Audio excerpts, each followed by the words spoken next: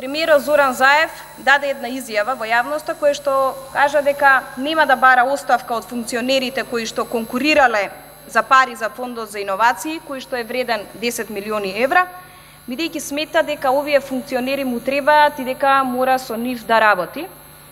Јас сакам да ве прашам, господине премиер, дали во СДСМ нема други луѓе кои што можат да ги заземат местата на овие луѓе кои што за жал вие викате не го прекршиле законот. Ја ќе ви покажам во неколку наврати дека го прекршиле.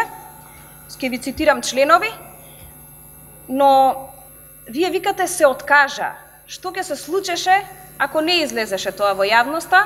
Нивните средства ќе беа легнати на нивните конта.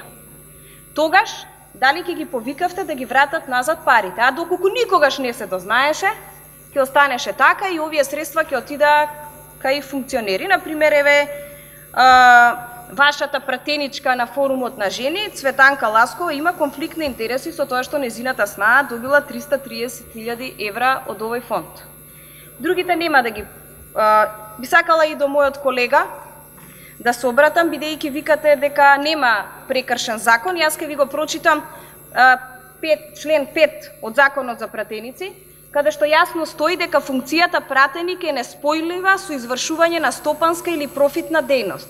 Значи, ние како пратеници не можеме да бидеме собственици или основачи или кособственици на било кои предпријатија. Прво, најнапред сакам да ви се заблагодарам за искреноста, бидејќи јас во принцип ценам кога некој искрено зборува за некои работи и мислам дека не сте во право што не сте им дале на роднините да аплицираат за ајварот, бидејќи вие таму не сте собственик, но не можам да се согласам дека господинот Хочо Анѓушев требал да аплицира заради тоа што еве вака, кога ја гледам сликава, застанати против позади директорот на фондот, како вие ги делите и вие го најавувате огласот, мислам дека навистина не е доглесно.